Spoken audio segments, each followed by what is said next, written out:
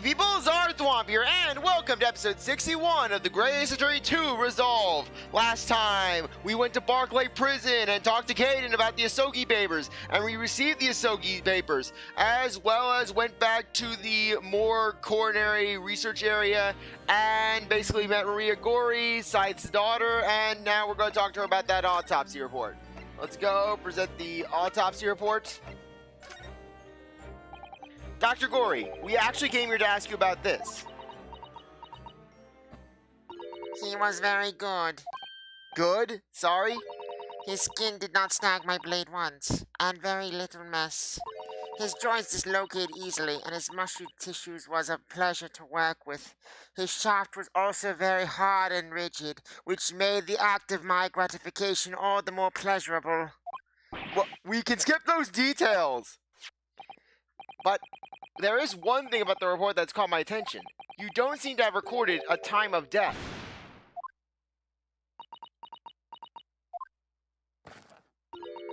That's not my fault. Oh, that made me jump. Yeah, it's kind of weird doing the voice without putting my hand over my mouth to represent the mask filter. Then please, tell us what happened! Just that vacant stare, though. Really, just Maria Gorey's like a villain out of a horror movie. But basically, actually, no. I need to look up the name. Basically, it's a No More Heroes boss. Basically, something Twilight in No More Heroes 2. Basically, she was basically going for the Lolita Gothic look. Basically, that Gothic Lolita look. Basically.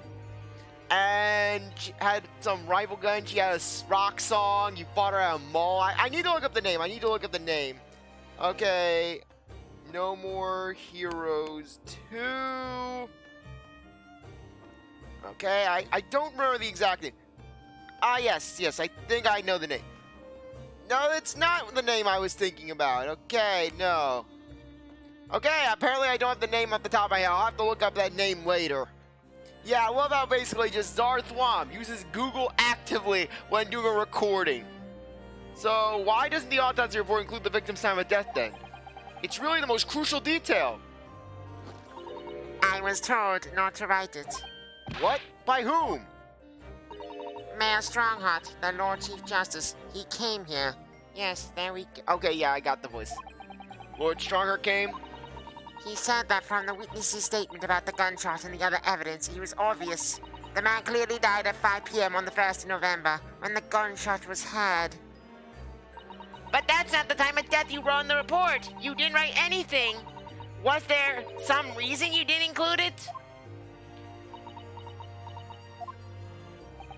Dr. Gorey, if you're hiding something under Lord Strongheart's instructions, then sooner or later, you're going to go the same way as your mother. You're going to kill a man at the bottom beneath the stage with a screwdriver named Andrew.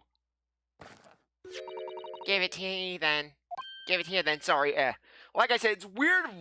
Oddly enough, with Maria Gorey, it's weird to voice her without doing that hand over my face to represent the mask. It really is just odd. What's she scribbling so furiously? There. You've written.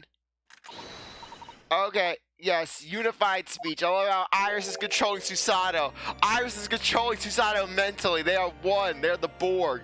Indeterminate. But the details of the autopsy report have been updated in the court record. Indeterminate. Yes, Gregson died on the inside a long time ago, and it didn't match up with his external death. What do you mean by that? Why was the time of death indeterminate? When the specimen was brought in, it was still fresh, so the time of death could easily have coincided with the gunshot when the gunshot was heard, and also my frame rate is dying for some reason. But there was one small discrepancy. What discrepancy? There was some fried fish in the pocket of the specimen's overcoat, and the fish had started to rot. What?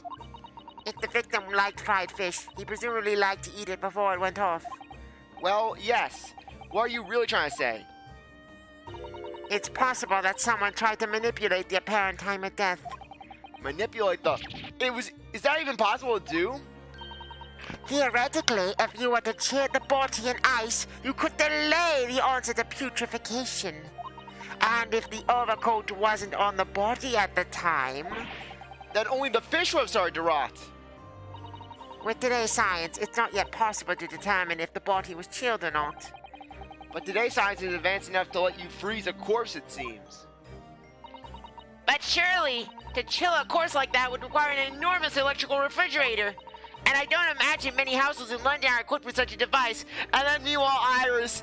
Susie, in that case you wouldn't want to see the back room of the flat. And meanwhile, just Sherlock has an entire refrigerated warehouse right in the basement of the building. Sherlock just included it in without the landlady knowing about it. Landlady comes over to show the building, she's showing off the building to some new potential people, and then she just goes to the basement and just finds Sherlock using creating a giant refrigerator. No, definitely not. But maybe in a factory or some other special places. Yes, Iris owns at least half of them. Iris owns half of the refrigerated warehouses in London. I don't recall seeing any factories or such like on Fresno Street, though. I wonder if the inspector's body had been chilled somehow. What might the actual time of death have been? I couldn't say for sure. But at the most, it might have been a day earlier. No! Sorry. In other words, it would corroborate your previous deduction, Mr. Naruto. That Inspector Gregson was killed the day before his body was discovered, at a different location. Did you inform Lord Stronger of this possibility? He simply said that there were no electrical refrigerators of that size in the vicinity.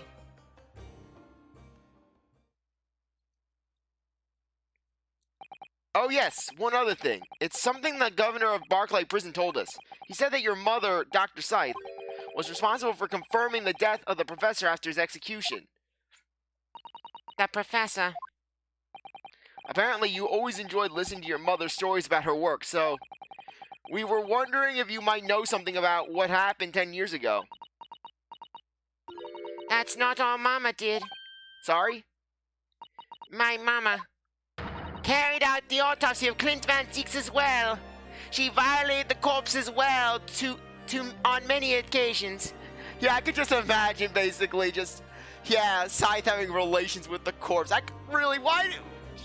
Both Maria Gorey and Courtney Scythe, they both give off the vibes as being necrophiliacs, really. They just give off that strong energy that they love their jobs a little too much. What, really? The brother of Lord Van Zieks? The professor's final victim? The idea of carrying out an autopsy on a member of the aristocracy was completely unthinkable back then. But the detective in charge of the investigation insisted, and it was miraculously authorized. That detective being Inspector Gregson, of course. Quite an accomplishment for one man. That autopsy provided the vital clue needed to arrest the killer. And Mama was there for that historic event. What does all that mean? You know, that amazing autopsy happened right here in this very room. The professor and Klint Van Zieks. They both spent their final moments before their burial on that dissection table there. So this lab, Mama's lab, was instrumental in some of the country's most important events. A table that I do not wash off very frequently. The blood, it amuses me and soothes my soul. She really is proud of her mother. I wonder if you tell us more about exactly what happened back then, Dr. Gorey. Okay, confirming the death. The professor's execution was Mama's first big case. She had to be in attendance at Barclay Prison's execution chamber. And sign the certificate to confirm the convict's death. Mama is the best coroner in the world, you know. I was so proud of her. But the execution didn't actually take place. No, and worse still, Mama actually out with the jailbreak. I didn't want to know. Oh dear, you found out recently, you mean? I believed in her, in Mama, but Now I wonder if I'm starting down the same path as her. I've already got the necrophiliac thing down. What next? You mean because you omitted the time of death in this autopsy report? And also all the dead cats that I have executed behind the building. Do you wonder why there are no stray cats in this area? It's because Mama and I have taken care of them all. But that's because Lord Stronger forbade you from including it. Just like Mama, I'm sure she was coerced by somebody too. Yes, that's my feeling as well. There's no doubt that there were powerful forces at play 10 years ago. The execution shouldn't have been staged without a lot of people at the prison knowing about it. Obviously, the prison governor must have been in on it as well. The big man with the little handcuffs? According to what he told us, he was tricked by the chief warder. He said he knew nothing about it. Of course he said that. I'd say the same thing. Just who was behind that jailbreak all those years ago? Klint's autopsy. You mentioned the autopsy of Klint Van Zieks. It was at a time when carrying out autopsies of murder victims was very unusual. It's still not a practice that's observed in our country, even now. It turned out that he was the professor's final victim, and when the autopsy was performed, Mama was present, although only as the secondary assistant. The person leading the procedure was called Dr. John H. Wilson. That's right, my daddy! And there was one other person present. What? I was starting my tongue roll for there. And there was one other person present, the primary assistant. He was a visiting student from the Far East. Wait, a visiting student? It must have been my father, Eugene Mikitoba. I had no idea Professor Mikitoba had been involved in something so important. But the outcome of that historical autopsy was the discovery of a vital piece of evidence that led to the capture of the professor. Yeah, I wouldn't want to see that smile in a dark alleyway. That's the sign that you're going to end up in the display case over there. So that's how they came to identify Genshin as the infamous mass murderer. Do you happen to know anything about that piece of evidence? Can you tell us more? Would you like to see the records for yourself? What? Would that be alright? What's the point of keeping records if people can't look at them? They're filed under V at the back of those cupboards with the other records from the last decade. Don't look in the XXL files if you don't want to be traumatized. If you do, what happens next will not be my fault. Thank you. Let's see. Van Zieks. What's strange? That's strange. Why, Mr. Naruto? They aren't here. There's nothing under Van Zieks. There must be. Perhaps somebody took them away. No one's allowed to take documents related to the professor case out of this room. But you're right, they're gone. Well, when was the last time somebody looked at them? Do you remember? It was... Oh yes, I remember now. It was 2 years ago. A consulting detective came one day, saying that he'd like to see the records. And then basically, yeah, Sherlock, these records are mine now! Yeah, knowing Sherlock, I wouldn't be surprised if those records are just supporting his coffee table. Oh, yes, I was using them to support a chair that was very wobbly, Mr. Naruto. No, you don't mean... Sherlock Shums was his name. Deep down, I knew that was coming. Do you think he stole the records? Oh no, surely not. Iris, that can't be right, can it? They're holding up the chair, they're holding up Hurley's armchair. It has a wobbly leg, Susie. Iris?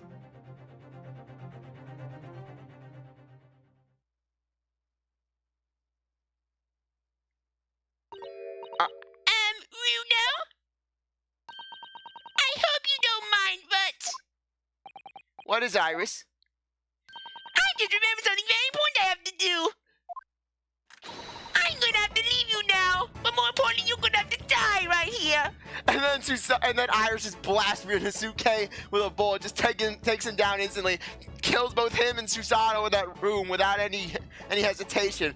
And then basically Maria Gorey starts starts cheering and squealing like a kid at Christmas. Oh, that's very sudden, Iris. Well, we'll come with you then. No, there's no need. You and Reno can take your time here. Bye for now then, good luck. Wait a minute, little girl. Huh? Me? I remember now.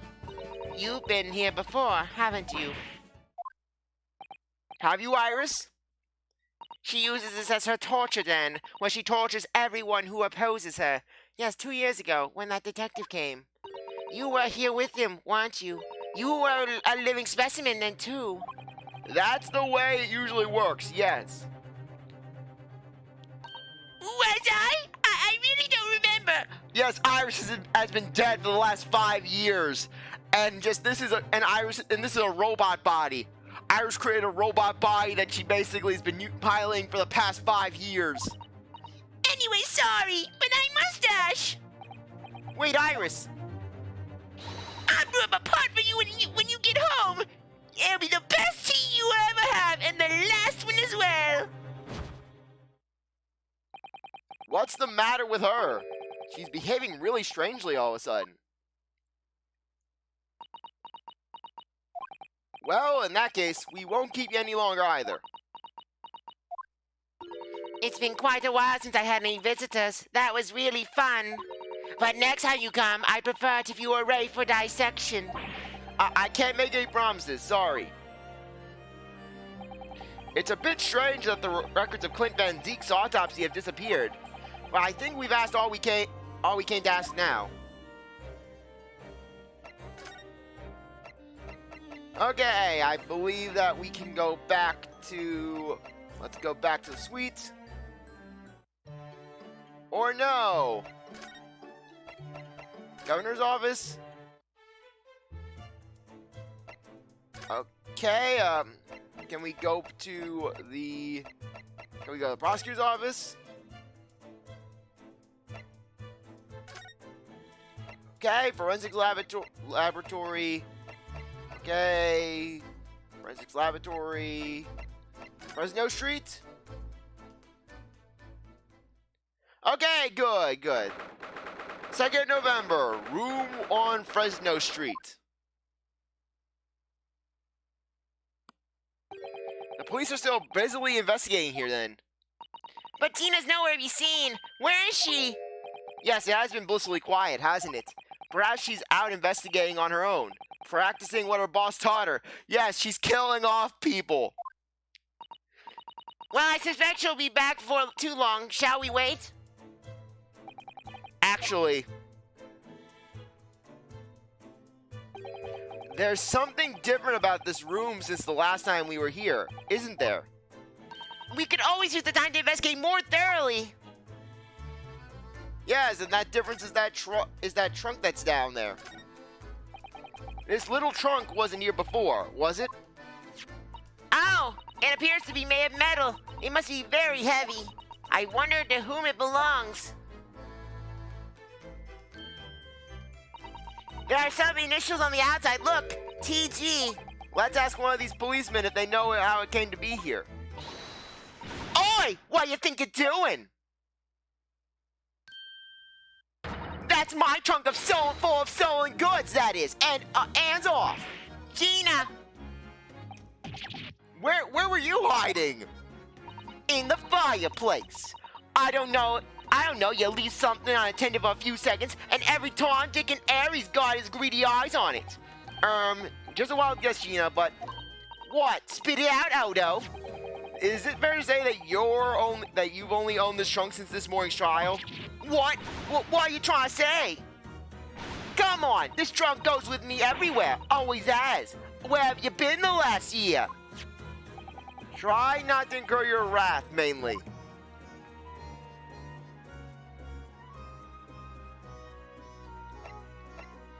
Okay. Let's see the board. There are details of cases stretching back over 10 years on this notice board.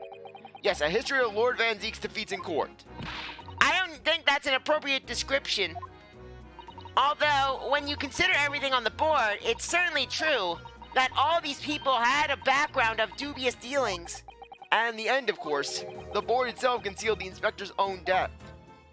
Oh my, it really doesn't bear thinking about. And they knew about the photo? The photograph of Miss Vigil. Realizing the identity of this lady was a very great clue to exposing Mr. Gossip's true identity. He obviously loves his wife very dearly, which is why he felt he couldn't tell her the truth. The transformation was incredible, wasn't it? Just from that big twisted lip. Yes, he went to extraordinary efforts to play the part of Hugh Boone convincingly. Although, it didn't really seem like it was much of an effort to me. Now you say it, I have to agree. It's almost as if that was Mr. Vigil's true character. People really are very hard to fathom at times.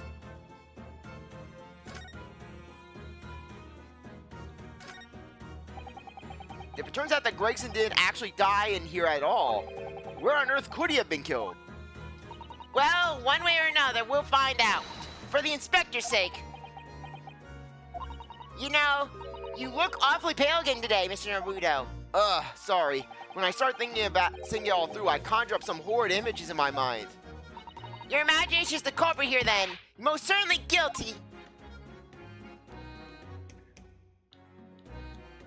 Okay, what do you have to say about this? I never imagined that this little figurine would turn out to be a watch-winding key. I suppose it's a policeman because the pocket watch was a gift from Scotland Yard.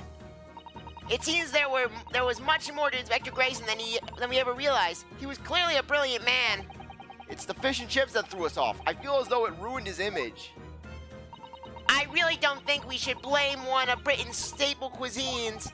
But think about it. Imagine if it was Mr. Sholmes. How would you feel if instead of that old briar pipe that's always in his head, Mr. Sholmes had a bag of chips? Rather disappointed, if I'm honest. Frankly, it wouldn't be that much of a step away from how he is normally. Frankly, it would be weird if Sherlock didn't try that at some point. Exactly. It catches your eye as soon as you enter the room, doesn't it? It's such a bright color. It certainly makes an impression. Yes. They can't possibly commit any crimes, can they? I mean, redhead stand out like a sore thumb. Yes, and then 100 years later, Dahlia basically is like, I am going to ruin your entire career. I'm afraid with our jet black Japanese air, we stand out almost as much here in London. I suppose that's true. You mustn't think of committing any crimes, Mr. Naruto. I wasn't! Because that's my job!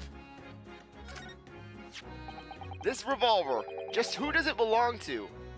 Well, we know it's of the type issued to members of the police force and judiciary. But Gregson's own gun was found on his person. And of course, Lord Van Zeeks has admitted to losing the firearm in which he was issued. Such absent-mindedness not dissimilar to you, Mr. Naruto.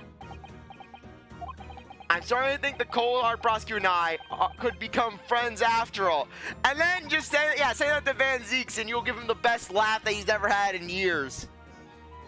Then I wish you every success. Using a candle as a timer device. Very ingenious, I must say. Yes, the culprit arranged it so that the firecracker would be set up by 5 o'clock and then left. So that a loud bang was heard precisely the moment Lord Van Zeeks arrived, yes. If only he hadn't picked up that gun from the floor. Something you probably told yourself once upon a time, I imagine. Yes, I've learned that lesson by bitter experience. I wouldn't have turned and run... Yes, I've learned that lesson by bitter experience. I would have turned and run a mile for sure. Which may not have done you any favors either. Okay, let's go talk to Gina. Your boss. You should hear them talking at the yard now. They should be ashamed of themselves. They're saying that it was the boss who killed all them bludgers.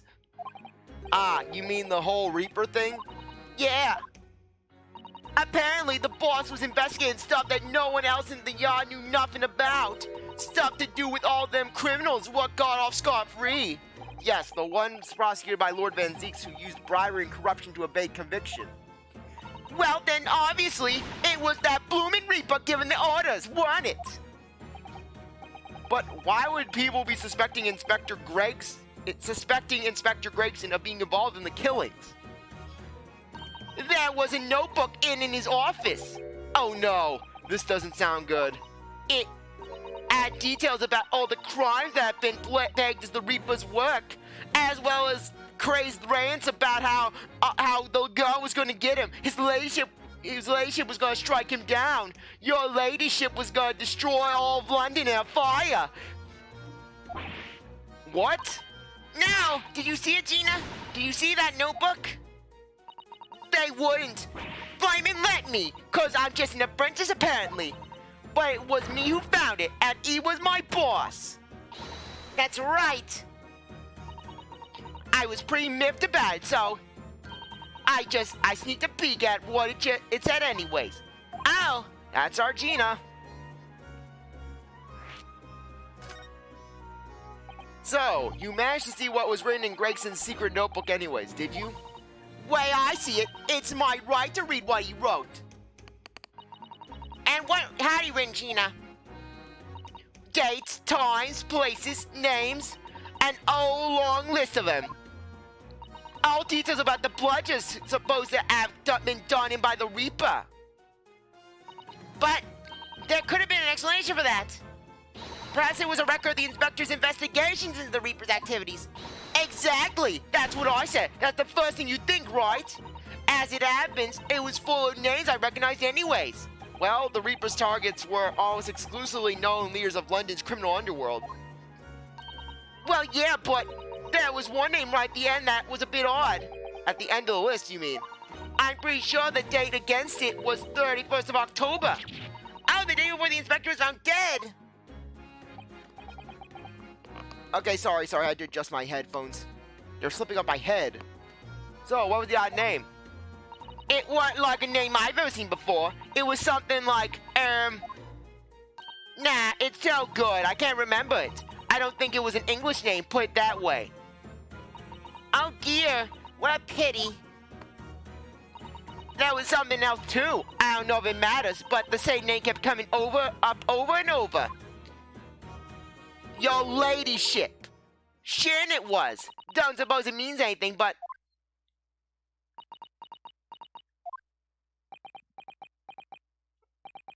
Did you say Shin? What? It does mean something? Lord Van Zeeks knew the name too. He mentioned her as well. That woman who actually did the deeds. And now we find out her name appeared in Gregson's secret notebook. Oh, yeah, now I'm imagining Gregson. Okay, look, Shin. You're going to need to take out someone who's not exactly one of the typical Reaper targets. It's Iris Watson, aka her ladyship.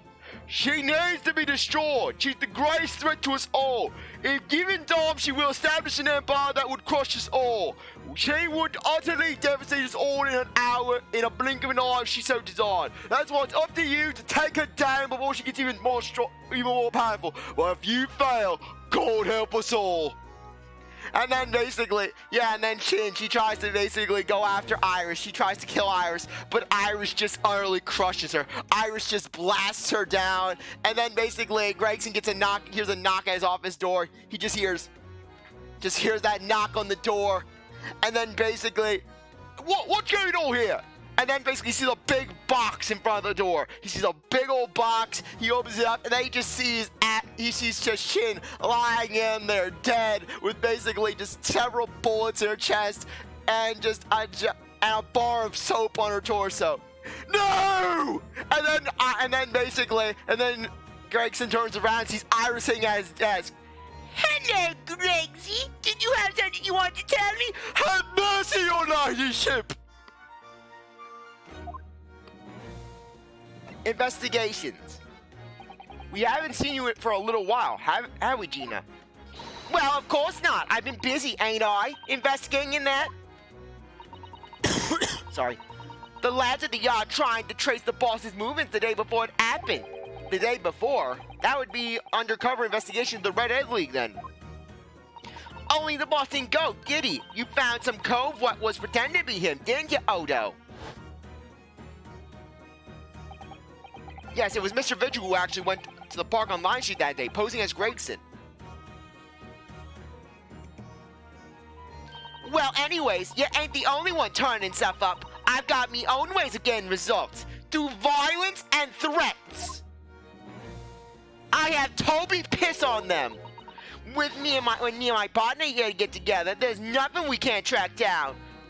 Toby's the good cop. He licks their faces. He makes them feel good with his soft fur. And then I go in and I'm the bad cop. I start yelling threats and I start slapping them upside the head. Oh, little Toby. He's such a faithful friend. So, have you tracked anything down then? What you think, eh? Course we have. Can't you tell though? Can't tell you though. Police business, ain't it? Anyways, the point is, if you lot ever need any help, you know who to turn to, right? Me and the Hellhound here. Right, because he looks oh so hellish, honestly. The Hellhound. Gina, what about your Hellhound there? Chief Inspector Toby, you mean? He's the pride and joy of the force he is. He inherited the boss's title. In Japanese, police dog means something quite different and not altogether nice to those involved in crime. But here in Britain, it's a wonderful compliment, it seems, for a canine at least. It should be. After all, in the great exhibition case the other day... Sorry, mucus. It was Toby here who managed to locate Drebber's workshop. Maybe it's time for another demonstration of what this stupid dog can do, eh? Do we have something the Chief Inspector could catch the scent of, I wonder? Asogi papers, computer photograph, inspector identification, firecracker, nose board. Okay, sorry, just gotta look. Handling it. Okay, just gotta look around, dismissal notice. Okay, just have to think. Okay, that's... Perhaps, I don't know, pocket watch? Well, Chief Inspector Toby, if you wouldn't mind having a sniff of this.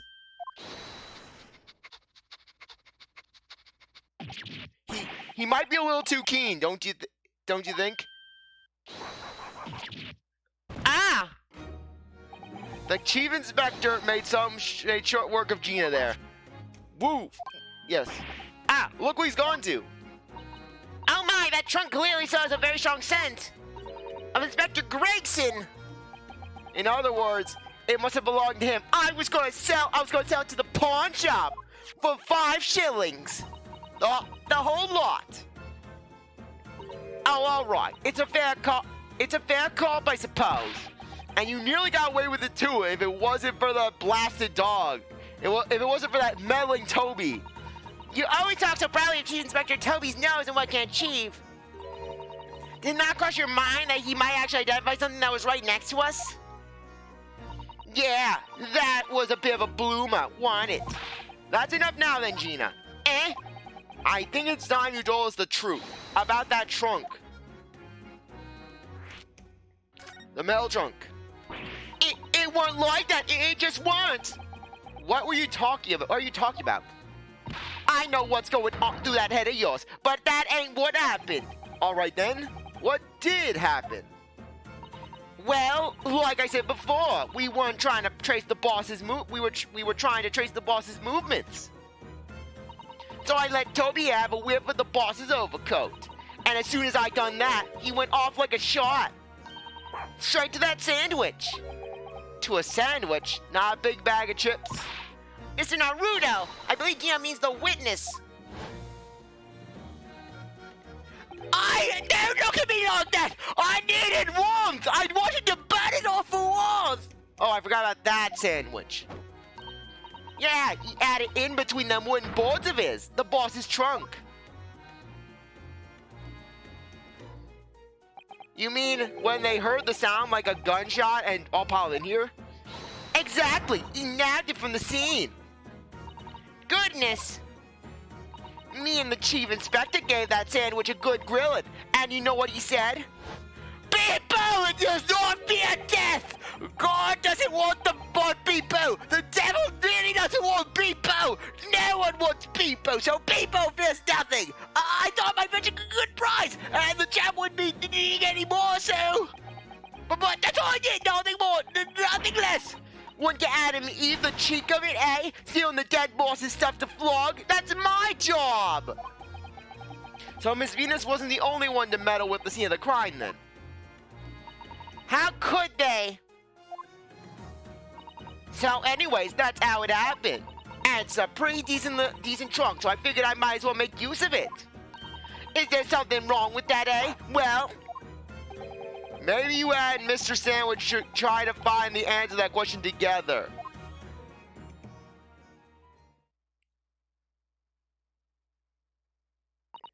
I think perhaps that the trunk should be turned over to the police, don't you? What are you on about? I am the police! Gina, if you wouldn't mind, could we maybe examine it? Yeah, alright then. Do what you want with it. Thank you. We shall make a detailed record of our examination of the evidence. Gregson's trunk has been entered into the court record. What's the matter with Toby? Why is he acting so aggressively towards me all of a sudden? Mr. Naruto, be careful! It must be the trunk! Death by Toby! No, this is what you get for mocking Toby, Ryuunosuke. Toby, oi, what you doing? You gotta lick his face off! Mr. Naruto! Mr. Naruto! Gina, quick! Hail the carriage!